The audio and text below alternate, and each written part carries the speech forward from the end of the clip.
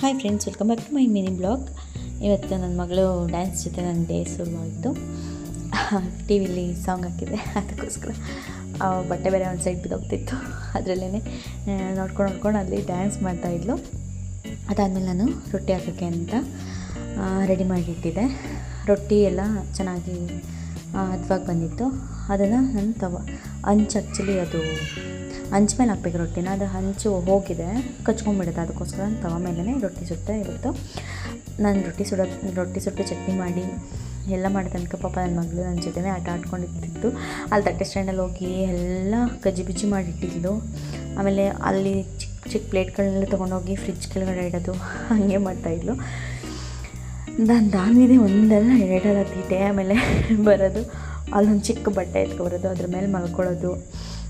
ನಾನು ನೋಡಿಬಿಟ್ರೆ ಅದನ್ನ ಏನೂ ಮಾಡೇ ಇಲ್ಲ ಆ ಥರ ಆ್ಯಕ್ಟ್ ಮಾಡೋದು, ಆ ಥರ ಎಲ್ಲ ಮಾಡ್ತಾಯಿದ್ಲು.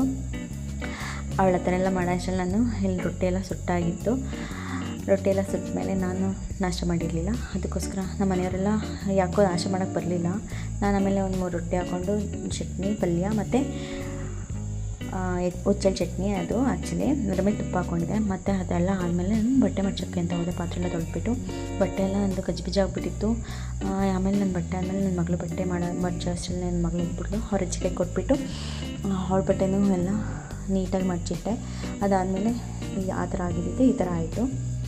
ಅದಾದಮೇಲೆ ಅವಳಿಗೆ ಅನ್ನ ತಿನ್ಸೋಣ ಅಂತ ಮೊಸರು ಹಾಕ್ಕೊಂಡು ಅವಳಿಗೆ ಬೆಳಗ್ಗೆ ತುಪ್ಪನ ತಿನ್ನಿಸಿದ್ದೆ. ಅದಕ್ಕೋಸ್ಕರ ಇವಾಗ ತುಪ್ಪನ ಬೇಡ ಅಂತ ಹೇಳಿ ಅವಳು ಡೈಲಿ ಒಂದೊಂದು ಲೋಟ ಅವಳಿಗೋಸ್ಕರ ಮೊಸರನ್ನ ಹೆಪ್ಪಾಕ್ತೀನಿ. ಹಾಲಿಗೆ ಹೆಪ್ಪಾಕಿ ಮೊಸರು ಮಾಡಿ ಗಟ್ಟಿ ಮೊಸರೇ ತಿನ್ನಿಸೋದು, ನೀರು ಹಾಕೋಣ. ಅದಕ್ಕೆ ಸ್ವಲ್ಪ ಪುಡಿ ಉಪ್ಪು ಹಾಕ್ಕೊಂಡು, ಇಲ್ಲ ಹುಳಿ ಇದ್ರೆ ತಿನ್ನಲ್ಲ, ಸ್ವಲ್ಪ ಉಪ್ಪಾಗಿದ್ರೆ ತಿಂತಾಳೆ. ಅದಾದಮೇಲೆ ಅವಳನ್ನ ಕೆಳಗಡೆ ಕಳಿಸ್ದೆ. ಅದಾದಮೇಲೆ ಕೆಳಗಡೆಯಿಂದ ಬಂದು ಅಷ್ಟೆಲ್ಲ ಮನೆಯೆಲ್ಲ ಒರೆಸಿ ಹಾಲು ಕಾಯ್ಕಿಟ್ಟಿದ್ದೆ. ಅಪ್ಪ ಪೂಜೆ ಮಾಡ್ತೀನಿ ಅಂತ ಹೇಳಿದರು, ಮನೆ ಒರೆಸ್ತೀರಮ್ಮ ಪೂಜೆ ಮಾಡ್ತೀನಿ ಅಂತ. ಅದಕ್ಕೆ ಮನೆ ಒರೆಸ್ಕೊಟ್ಟಿದ್ದೆ.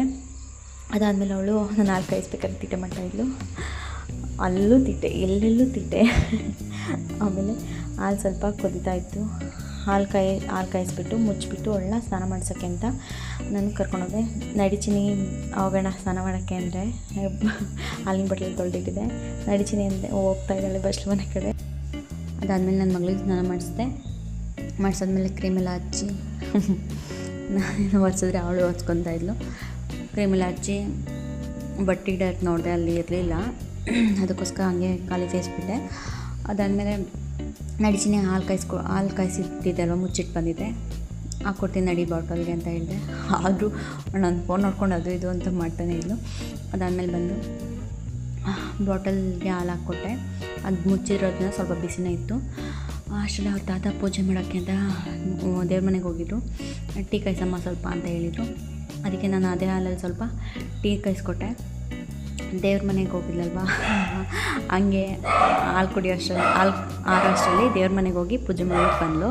ಬಟ್ ನೋಡಿ ಎಷ್ಟು ದಪ್ಪ ಇಟ್ಕೊಂಡ್ಬಂದಿದ್ದಾಳೆ. ಬಟ್ನ ಆ ತಾತ ಇಟ್ಟಿದ್ದಾಳೆ, ಬಂದಿದ್ದಾಳೆ. ಹಾಯ್ ಫ್ರೆಂಡ್ಸ್, ನೀವು ನನ್ನ ಬ್ಲಾಗ್ನ ನೋಡಿದ್ದೀರಾ ಅಂದ್ಕೊತೀನಿ. ಇವತ್ತಿನ ಬ್ಲಾಗ್ ಇಷ್ಟೇ. ದಯವಿಟ್ಟು ಎಲ್ಲರೂ ನಮ್ಮನ್ನ ಪ್ರೋತ್ಸಾಹಿಸಿ, ನಮ್ಮ ಬ್ಲಾಗ್ ನೋಡಿದವ್ರು ಎಲ್ಲರೂ ಅಷ್ಟೇ ಸಬ್ಸ್ಕ್ರೈಬ್ ಮಾಡೋದನ್ನ ಮರಿಬೇಡಿ. ದಯವಿಟ್ಟು ನನ್ನ ಮಗಳಿಗೋಸ್ಕರ ನೀವು ಸಬ್ಸ್ಕ್ರೈಬ್ ಮಾಡ್ಕೊಳ್ಳೇಬೇಕು. ನಾಳೆ ಬ್ಲಾಗಲ್ಲಿ ಮತ್ತೆ ಸಿಗ್ತೀನಿ ಅಂತ ಹೇಳ್ತಾ ಬಾಯ್. Keep watching.